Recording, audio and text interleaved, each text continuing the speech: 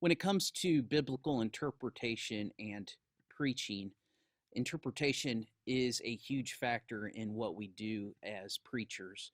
A lot of the fights that we have in the church today in the divide is due to how we interpret scripture. Um, there's many approaches, but the two main approaches that we see and that preachers can fall into, of course, are exegesis versus eisegesis. Not sure if you're familiar with those terms. You may be familiar with exegesis. Exegesis is the just to expose the text or explanation of the text based on a careful, objective analysis. So you're not reading into it, but you're letting the text speak for itself. So exegesis literally means to lead out of. That means the reader, you and I, come to our conclusions by following the text.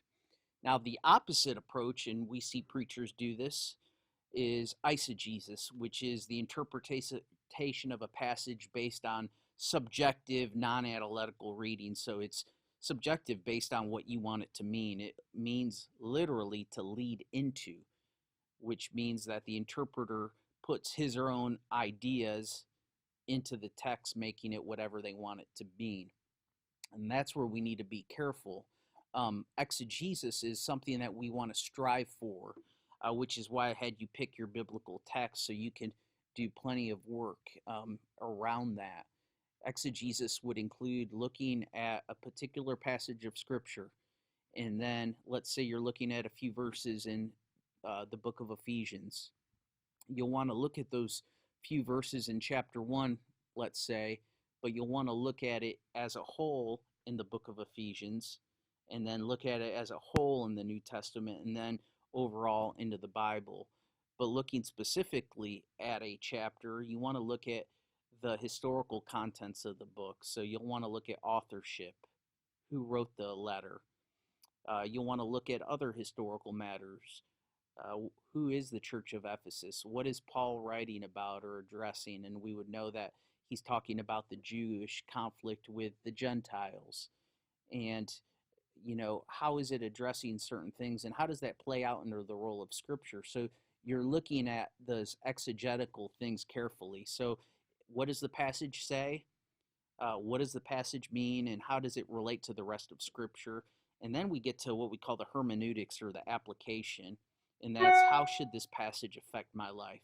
So you want to look at all of those components before you get to the application, because I'm sure you've seen and heard preachers who just do application and not address the scripture that they're talking about, or they just have their own idea, which is eisegesis, of what the scripture means and not look at any historical backdrop at all.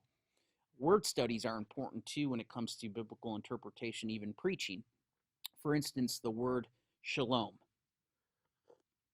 It's a Hebrew word, and it does more justice than our translation of peace, which is tranquility. But in shalom means more than just peace. It means a completeness, a wholeness, lacking disagreements or tensions. It's being whole and healed. But we wouldn't know that without doing a deeper dive into a word study.